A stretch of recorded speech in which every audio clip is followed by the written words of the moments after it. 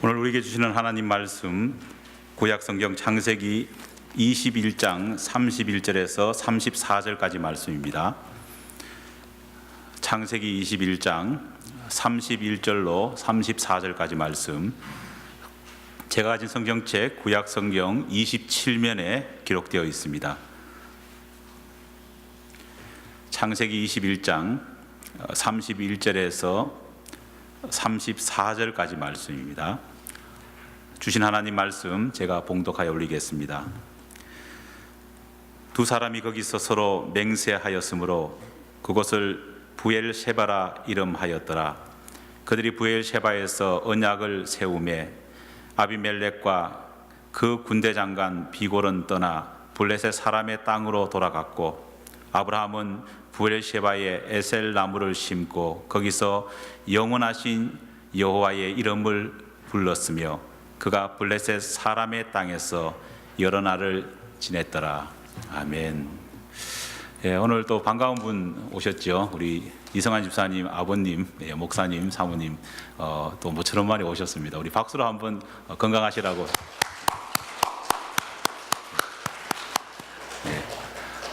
뵐 때마다 더 강건해지시는 것 같습니다.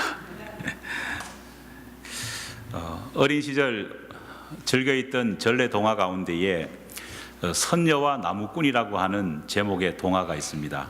아마 여러분들 한 번쯤은 들어봤을 겁니다. 어느 날 나무꾼이 이 사냥꾼에게 쫓기던 사슴을 만나게 됩니다. 사슴은 나무꾼에게 울면서 자신을 도와달라, 살려달라고 애원합니다.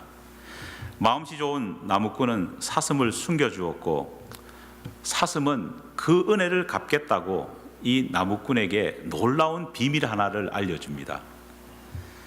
그게 뭐냐 하면은 바로 이 노총각이던 나무꾼에게 선녀들이 하늘에서 내려와서 목욕하는 샘 위치를 가르쳐 주어서 결혼할 수 있는 기회를 제공해 준 겁니다.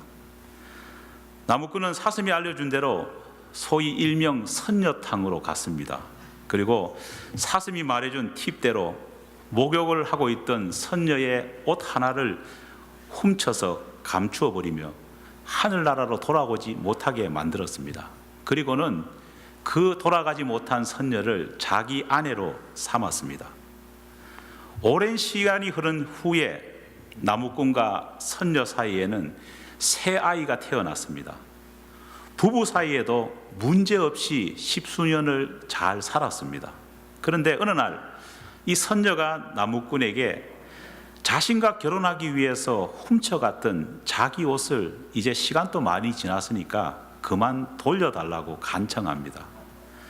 나무꾼도 이제 아이도 3명 낳았겠다. 그리고 지상생활 한 지도 이 선녀가 이제 십수년 되었으니까 이제쯤은 돌려줘도 되겠다 싶어서 흔쾌히 감추었던 옷을 선녀에게 돌려주었습니다. 그런데 바로 그날 선녀는 옷을 돌려받자 말자 아이들을 양팔에 끼고 하나에는 덜쳐 업고 그대로 하늘로 돌아가 버렸다는 것이 이 전래 동화의 내용입니다. 어릴 때 이 이야기를 들으면서 이 이야기 가운데에 어떤 부자연스러움이나 질문은 없었습니다. 그냥 이야기니까 할아버지가 또 제가 동화책을 읽으면 너무 재밌었습니다. 그런데 어른이 된 후에 이 이야기를 다시 읽으면서 생각해 보니까 선녀와 나무꾼이라고 하는 이 전래 동화가 도대체 무슨 교훈을 주는가, 이것이 명확하지 않고 헷갈립니다. 흥부와 놀부 같은 그런 전래 동화는요, 권선징악이라고 하는 명확한 교훈이 있지 않습니까? 그런데 선녀와 나무꾼은 도대체 무슨 교훈을 주고 있습니까? 아내를 믿지 말라, 그런 것일까요? 아니면은 짐승은 믿을 것이 못 된다, 그런 말일까요? 굉장히 모호합니다. 그러던 중 오늘 본문 말씀에 나오는 이 아브라함이 걸었던 약속의 땅의 여정을 묵상하면서요, 저는 선녀와 나무꾼 이야기가 전하는 교훈은 물론 우리 믿음의 길을 걷는 믿음의 사람들의 신앙의 길에 있어서 깨달아야 될 중요한 영적 교훈 하나를 발견하게 되었습니다. 아브라함은 가나안 땅에 들어온 후 여러 곳을 머물었습니다. 그리고 머무는 곳마다 단을 쌓고 하나님께 예배를 드렸습니다. 그런데 주목해 볼 것은 이렇게 하나님께서 약속하신 땅에 들어와 머무르고 그곳에서 예배를 드리고 정착하려고 노력했지만은요, 성경을 보면은 그 아브라함이 머물렀던 장소를 성경은 뭐라고 표현하고 있느냐? 항상 그곳 혹은 거기라는 말로 소위 이름이 특정 짓지 않는 의미 없는 장소로 그렇게 부르고 있습니다. 창세기 12장 7절로 8절 말씀을 보면은 아브라함은 가나안 땅을 북쪽으로부터 시작해서 남쪽으로 가로지르는 여행을 합니다. 그리고 아브라함은 많은 곳에서 머물렀습니다. 그런데 그 많은 곳에서 머물렀지만 항상 그 이름은 그곳 거기일 뿐이었다는 겁니다. 본토 친척 아비집을 떠나 모든 것을 포기하고 자신의 모든 것을 걸고 도착한 땅이 바로 약속의 땅 가나안입니다. 하나님께서 그에게 주신 약속의 땅입니다. 아브라함도 이 사실을 누구보다도 분명히 믿고 있었습니다. 그런데 이상하게 아브라함은 그처럼 소중한 그 땅에 대한 애착심을 가지지 못했습니다. 선녀와 나무꾼 이야기 속에서 마치 선녀가 가졌던 태도 마냥 아브라함도 똑같았다는 겁니다. 비록 이 선녀가 자기 자신이 선택한 결혼 생활은 아니었고 남편은 아니었지만은요, 그 선녀는 10년 이상 나무꾼과 결혼해서 살았습니다. 사랑을 했기에 3명의 자녀를 낳을 만큼 그렇게 잘 살았습니다. 나무꾼의 아내로서 새 아이의 엄마로서 별 문제 없이 지냈습니다. 누가 봐도 그녀는 이 세상 삶에 잘 적응한 선녀였고 그녀의 남편이 보기에도 아이들이 보기에도 완벽해 보이는 아내요 엄마였습니다. 어떻게 보면은요, 하늘나라 시민이었던 사람이 이 땅에 와서 완벽한 이 땅의 영주권자가 되었다고 볼 수 있는 겁니다. 그런데 도무지 그녀는 남편과 세상에 대해서 애착을 느끼지 못했다는 겁니다. 사랑하는 여러분, 오늘 여러분의 신앙생활 또 여러분의 삶은 어떠합니까? 선녀의 모습이 오늘 여러분이 속해 있는 가족의 모습은 아닙니까? 마치 아브라함의 모습이 여러분이 가진 신앙의 모습은 아니냐는 겁니다. 가정에 속해 있지만은, 교회에 속해 있지만은 애착심을 가지지 못하는 그런 모습이 오늘 우리의 모습은 아닐까요? 마음을 두지 못하고 겉돌아가는 삶과 신앙은 좋은 열매를 맺을 수 없습니다. 그렇지요? 나무를 심을 때도요, 뿌리를 깊이 박고 완전히 안주한다고 생각해야지 열매를 거둘 수 있죠. 모종 받아가지고 옷걸이에 걸어놓는다고 해가지고 뭐가 열매가 맺겠습니까? 아브라함은 약속의 땅에 들어와서 그 땅 곳곳을 누비고 다녔지만은 실제로 그가 그 땅에 대한 애착감을 느끼지 못했을 때에는 어떤 영적인 열매도 거두지 못했습니다. 그가 보고 밟는 땅은 그의 가슴을 그렇게 뛰게 했던 하나님의 약속의 땅이 아니었습니다. 애착이 없는 그의 마음 가운데에는요, 그 땅은 무덤덤하게 그냥 보이는 황량한 그곳, 척박한 거기일 뿐이었다는 겁니다. 하나님께서는 우리가 이런 삶, 이런 신앙생활을 하기 원치 않으십니다. 믿습니까? 우리의 삶이나 우리의 신앙은 내가 속해 있는 곳, 내가 거주하는 곳의 가치를 알고 애정을 가질 때에 역사가 일어납니다. 창세기 15장에 기록된 일입니다. 분명 약속의 땅에 들어와 있었고 그 땅을 밟고 살고 있었지만은요, 아브라함은 어떤 신앙적인 의미도 느끼지 못하고 누리지 못하고 그냥 살고 있었습니다. 그런데 어느 날 그 아브라함이 하나님을 만나게 됩니다. 하나님께서는 메마른 아브라함의 심령 안에 나타나셔서 그에게 했던 약속을 다시 한 번 더 들려주시고 새롭게 하고 언약을 갱신해 주셨습니다. 그리고 그가 밟고 있는 이 땅이 그에게 어떤 의미의 땅인지를 명확하게 다시금 알려주셨습니다. 창세기 15장 7절 말씀입니다. 또 그에게 이르시되 나는 이 땅을 내게 주어 소유를 삼게 하려고 너를 갈대아인의 우르에서 이끌어낸 여호와니라. 하나님께서 아브라함에게 그가 잃어버렸던 그 땅에 대한 소명을 다시 일으켜 주시는 대목입니다. 하지만 하나님의 이러한 노력에도 불구하고 아브라함은 쉽게 하나님이 원하는 만큼 애착도 느끼지 못했고 쉽게 변화하지 않았습니다. 그런 아브라함이 드디어 오늘 본문 말씀을 전후해서 바뀌게 됩니다. 그의 나이 무려 100세가 되던 때, 그의 아내의 나이 무려 90세가 되던 그때에 비로소 아브라함은 변화합니다. 아브라함의 변화의 시작은 의외의 행동에서부터 시작됩니다. 그것은 그가 정착한 그 땅에 뭘 하기 시작했느냐? 우물을 파기 시작했다는 겁니다. 그가 우물을 파자 가나안 사람들이 아브라함을 이방인이라고 몰아치면서 아브라함이 판 그 우물의 소유권을 주장하기 시작합니다.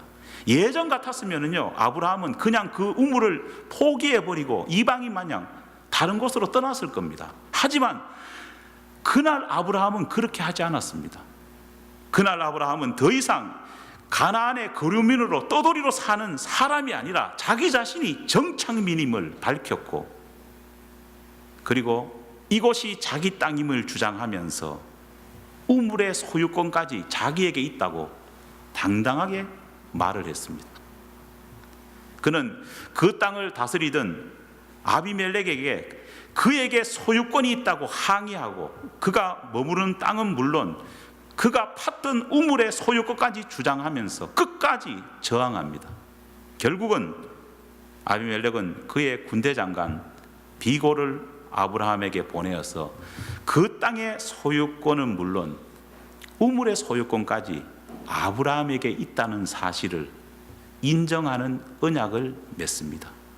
그리고 아브라함은 그 땅의 이름을 부엘셰바라 부르면서 에셀 나무까지 심었다는 겁니다. 여러분, 부엘셰바가 히브리어로 무슨 뜻인지 다 아시지 않습니까? 맹세의 우물이라고 하는 뜻입니다. 더 이상 아브라함에게 가나안 땅은요, 의미 없는 그곳, 의미 없는 거기가 아니라 하나님과 약속을 맺고 맹세한 믿음의 의미를 지닌 땅으로 인정했던 겁니다. 아브라함에게 그 땅은 한 나라 왕과 목숨을 건 대적을 할 만큼 소유권 분쟁 속에서도 반드시 차지해야 할 만큼 소중한 의미가 있는 땅으로 이제는 그에게 다가왔다는 겁니다.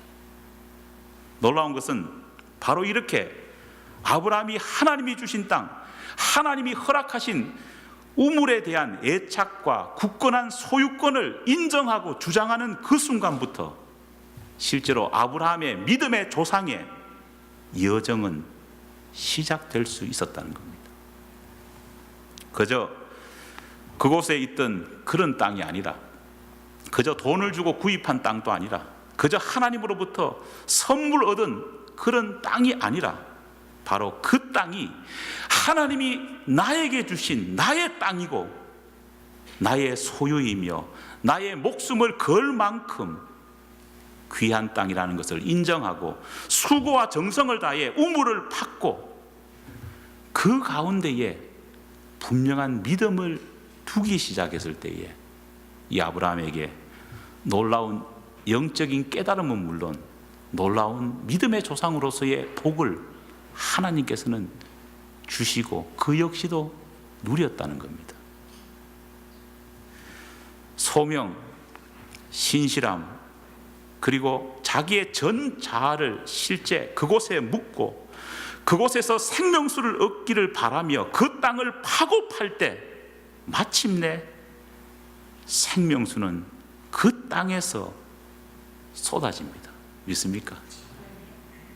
사랑하는 성도 여러분, 또 우리 교회 아직 등록하지 않았지만은 또 우리 교회를 방문하신 여러분, 하나님께 우리는 예배 드립니다. 실제로 하나님의 약속이 있고 하나님의 말씀이 바르게 선포된다면은요, 꼭 우리 교회 말고도 다른 교회도 다 하나님의 역사하심이 살아있고 꼭 우리 교회를 다닐 필요도 없습니다. 다른 교회를 다녀도 문제는 없습니다. 그러나 이것 하나는 분명히 우리 교회를 다니든 다른 교회를 다니든 생각해야 될 것이 있습니다. 그것은 내가 머무는 교회, 내가 머무는 터전이 거기가 아니라 바로 하나님이 주신 나의 소유요, 나의 사명이 머무는 장소라는 것을 분명히 알고 교회를 몸담고 신앙생활 해야 된다는 겁니다. 아무리 교회를 오래 다닌다고 할지라도, 아무리 교회가 크고 화려한다고 할지라도 다니는 사람 자신이 이곳은 그저 의미 없는 그곳이고 의미 없는 거기라고 생각한다면요, 아무것도 일어날 수 없습니다. 바로 나의 터전, 하나님이 나에게 주신 약속의 교회라는 것을 믿고 수고하면서 땅을 파고 믿음으로 갈고 파고 할 때에 마침내 그 교회 가운데에 하나님이 주시는 생명수가 용솟음 칠 것이고 마침내 생명수를 우리가 맛볼 수 있다는 겁니다. 누구나 좋은 이웃 교회의 교인으로 등록할 수 있습니다. 하지만 하나님께서 원하시고 우리가 찾는 교인은 어떤 교인일까요? 거기로 단순히 교회를 바라보는 사람이 아니라 맹세의 우물로서, 부엘셰바로서 교회를 바라보는 부엘셰바 교인을 하나님도 우리도 찾고 있다는 겁니다. 우리는 신앙생활을 하면서 아브라함처럼, 이삭처럼, 야곱처럼, 요셉처럼 절망과 좌절 속에 빠질 때가 얼마나 많은지 모릅니다. 하지만 그 가운데서 흔들리지 않는 신앙을 가지기 위해서는요, 튼튼한 신앙을 가지기 위해서는 어떻게 해야 되느냐? 내가 머물고 있는 그 장소, 그 교회에서 끊임없이 솟아나는 생명수의 샘을 맛보고 나의 영적인 가람을 채우고 나의 영적인 배고픔을 채울 수 있어야 합니다. 사랑하는 여러분, 우리 좋은 이웃 교회가 여러분에게 생명수가 흘러나오는 부엘셰바입니까? 이 분명한 믿음이 없이는 여러분은 결코 오래도록 은혜를 맛보며 신앙생활 할 수 없습니다. 좋은 이웃 교회가 바로 그런 교회라는 것을 우리 모든 교인들이 믿고 나아가는 우리 교회가 되기를 간절히 축원합니다.